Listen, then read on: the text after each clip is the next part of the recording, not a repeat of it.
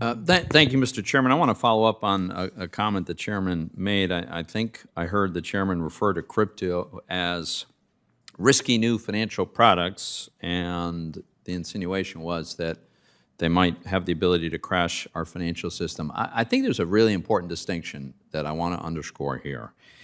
If you look at what happened with FTX, what at least appears to have happened by a very extensive coverage, this is fundamentally not about the kind of assets that were held by FTX. It's about what individuals did with those assets.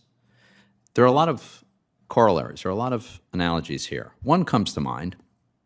In 2011, MF Global, commodity brokerage firm. It was run by former New Jersey Senator John Corzine.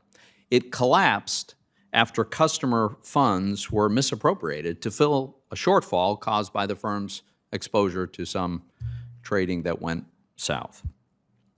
Now, nobody suggested that the problem was the instruments that were used. The problem was the use of customer funds. Similarly, the 2008 financial crisis involved disastrous consequences with what people were doing with mortgages. Did we decide we got to ban mortgages? Of course not. So let's look at FTX. It certainly appears to be an egregious failure to treat customer assets as segregated assets. It appears that the leadership there attempted to fill a hole at an affiliated company. And it occurs to me that this is a worry that I don't have for one split second about my stocks or my bonds or my treasuries when they're held in custody by American banks. Mr. Su, a predecessor of yours, said that there's no need for any additional guidance. It's a settled matter as to how banks should custody financial assets. And they do it all the time, and they've done it forever.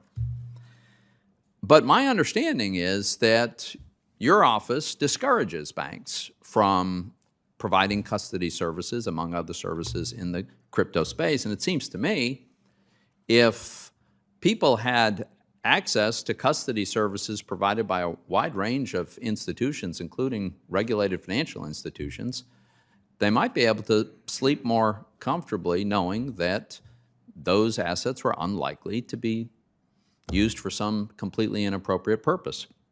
So is it true that you discourage banks from engaging in crypto custody services? We discourage banks from doing things that are not safe, sound, and fair. And so the custody that you described of traditional assets, it is true. Banks have been doing that for a long time. Right. We know they know how to do that. We know how to do that. The custody of crypto is different. There are some underlying fundamental issues and questions regarding what does it mean to own custody through a custody, to own crypto through a custody, which have not been fully worked out. So it's not mature. So this activity, crypto trading, people holding crypto assets, has been going on for many years. Why haven't you provided the clarity? Why haven't you provided guidance so that it is clear and we could have customers have the assurance of having their assets stored by reliable institutions? If banks can demonstrate that they can do that activity in a safe, sound, and fair manner, we're all ears. But I think some of this obligation is on you to provide some clarity about how that could work. And as I say, what I'm hearing from the industry is that this activity is being discouraged, and the result is not that the activity doesn't occur, it's just that it goes somewhere where the regulation is often lax. Let me move on to another aspect of this. Vice Chairman Barr, you recently said that there are types of crypto-related activities where the Fed may need to provide guidance to the banking sector. In your view, is custody a category of crypto activity that the banking sector can provide and could use some guidance? Thank you, Senator Toomey. I do think that it would be useful for us to provide guidance to the banking sector about how to safely custody crypto assets. It's something I look forward to working with my colleagues on. I think we've seen in the context of recent events that if you have a set of firms that are trying to operate outside the regulatory perimeter, trying to avoid compliance issues, that can create enormous problems for consumers, for investors. There's huge problems that these investors experience that I don't think anyone wants to see happen. Let me just a quick follow up here. My understanding is the SEC has put out guidance recently that would require